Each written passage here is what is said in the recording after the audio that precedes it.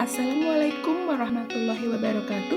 Selamat datang dalam tugas demonstrasi kontekstual modul 1.4 Budaya Positif Penerapan Segitiga Restitusi.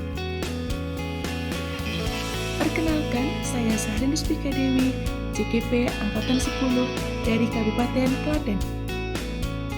Restitusi adalah proses menciptakan kondisi bagi murid untuk memperbaiki kesalahan mereka sehingga mereka bisa melihat kembali ke kelompok mereka dengan karakter yang lebih kuat. Tahapan segitiga restitusi. Pertama, menstabilkan identitas. Kedua, validasi tindakan yang salah. Dan ketiga, menanyakan keyakinan. Berikut adalah contoh penerapan segitiga restitusi dalam menyelesaikan masalah yang sering muncul di lingkungan sekolah. Masalah pertama, seorang siswa yang makan saat jam pelajaran di kelas. Masalah kedua, seorang siswa yang melontarkan kalimat kasar saat jam istirahat. Kasus pertama, Farzan adalah murid kelas 4 yang telah melanggar keyakinan kelas, yakni telah makan ketika jam pelajaran. Mendengar laporan dari teman sebelahnya, Bu Sahrin memanggil Farzan untuk diajak berbicara.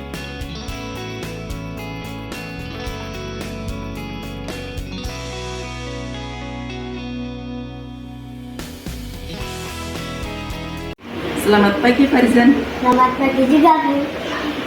Farzan, tahu tidak kenapa saat ini Farzan dipanggil Bu Guru di sini? Ya, Bu. Apa coba alasannya? Tadi Farzan makan saat pelajaran, Bu. Ya, tepat sekali. Tadi itu Bu Guru dapat laporan dari teman-temanmu loh, kalau Farzan itu makan saat pelajaran. Benar kan? Ya, Bu. Kalau boleh tahu tadi Farzan makan apa? Papeda, Bu. Enak ya papeda ya? Enak banget. Bu Guru pun juga suka papeda kok. Soalnya Bu Guru pernah makan juga. Tapi Farzan perlu tahu bahwa makan itu memang menyenangkan. Bahkan makan itu memang kebutuhan dasar manusia kan. Tapi kan kita harus tahu waktu dan tempat yang tepat untuk makan. Kalau boleh tahu, Bu Guru mau tanya, tadi alasan Farzan makan di kelas apa? Jajanan saya belum habis, Bu, saat baru masuk. Jadi saya lanjutkan saat pelajaran. Oh begitu. Nah, poin yang penting itu Farzan berarti sudah tahu kesalahan Farzan gimana. Tapi Farzan sadar nggak kalau yang Farzan lakukan itu salah? Saya sadar, Bu, kalau perbuatan saya adalah perbuatan yang salah. Nah, berarti Farzan sudah tahu kesalahan Farzan juga menyadarinya. Apalagi kan kita sudah punya keyakinan kelas yang kita buat, yang kita sepakati di awal masuk kelas 4 dulu itu kan. Farzan ingat apa itu keyakinan kelas kita yang berhubungan dengan masalah Farzan ini? Ingat, Apa? ada warga kelas yang makan saat pelajaran bersedia mentraktir makanan yang saat itu dimakan oleh seluruh temannya. Nah, itu dia. Itu konsekuensinya Farzan. Dan Farzan bersedia memenuhi konsekuensi itu. Ya, Bu. Apa? Jadi yang akan Farzan lakukan apa? Mentraktir semua teman saya membeli papeda. Nah, itu. Jadi Farzan akan bersedia mentraktir seluruh teman-teman Farzan papeda ya? Iya. Nah, oke, karena memang itulah konsekuensi yang harus Farzan penuhi ya. Dan Farzan agar hal yang serupa tidak terulang lagi ke depannya, apa yang harus Farzan lakukan? Tidak makan saat pelajaran lagi. Betul sekali. Lalu bagaimana jika jajanan Farzan pas istirahat itu masih? Saya kasih ke lagi. Ya, betul sekali. Kalau Farzan mempunyai sisa makanan ketika istirahat, Farzan bisa menyimpannya dulu di dalam laci untuk dimakan, dilanjutkan makan ketika jam istirahat kedua atau pas pulang sekolah. Gitu ya? Nah, bagus. Kedepannya, Bu Guru harapkan hal ini tidak terulang lagi dan Farzan bisa lebih bijak dalam bersikap. Setuju? Setuju. Oke? Setuju. Kasus kedua, Faiz adalah murid kelas 4 yang telah melakukan pelanggaran terhadap keyakinan kelas yang disepakati. Faiz telah melontarkan kata-kata kasar kepada Efral, teman sekelasnya. Mendengar laporan dari teman-temannya, Bu Sarin memanggil Faiz untuk diajak berbicara.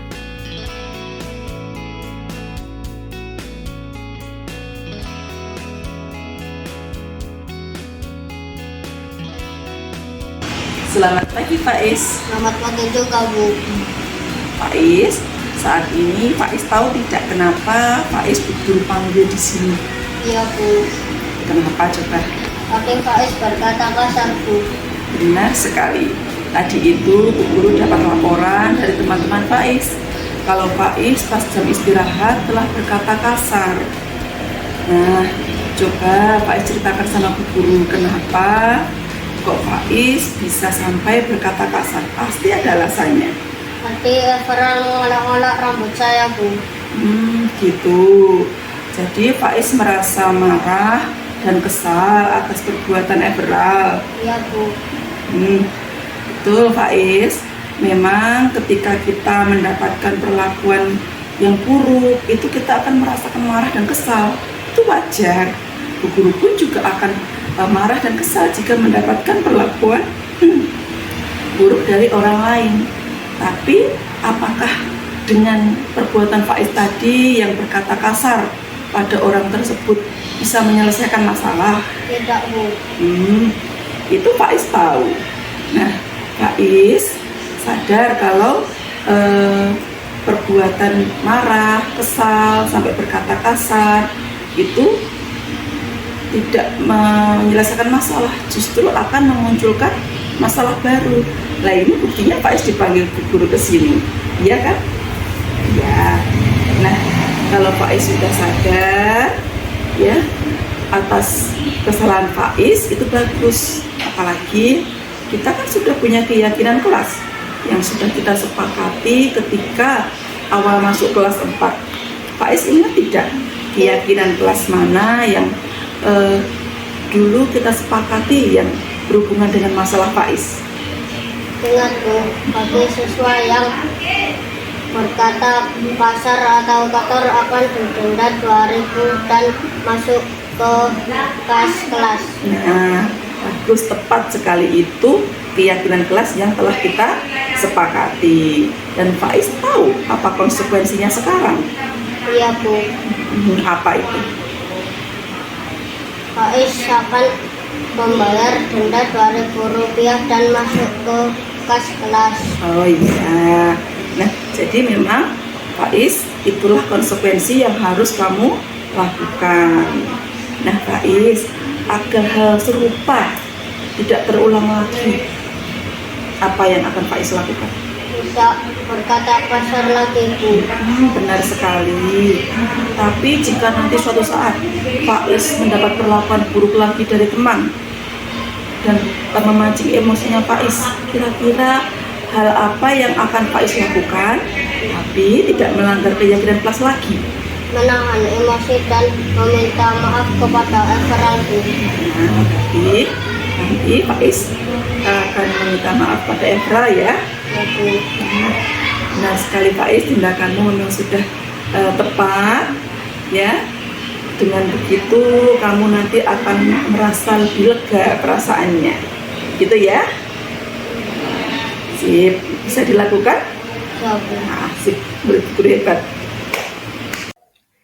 Dari kasus 1 dan 2 dapat ditarik kesimpulan bahwa dalam menghadapi murid yang bermasalah dibutuhkan ketenangan dan tidak hanya berfokus pada masalahnya, akan tetapi dengan membantu siswa menemukan solusi dan melibatkan mereka agar tergerak hatinya untuk melakukan disiplin positif dari hati nurani mereka, bukan karena paksaan, tekanan, dan hukuman. Assalamualaikum warahmatullahi wabarakatuh. Perkenalkan, nama saya Farzan Azza Al-Khalid. Saya senang sekali berdiskusi dengan Bu Syahrin tentang permasalahan yang saya hadapi. Saya jadi mengerti dan menemukan menemukan solusi dari permasalahan saya. Terima kasih Bu Sahri. Assalamualaikum warahmatullahi wabarakatuh. Perkenalkan, nama saya Faiz Putra Pratama. Saya senang sekali berdiskusi dengan Bu Sahrin tentang permasalahan yang saya hadapi. Saya jadi mengerti dan menemukan solusi dari permasalahan saya. Terima kasih Bu Sahrin. Terima kasih.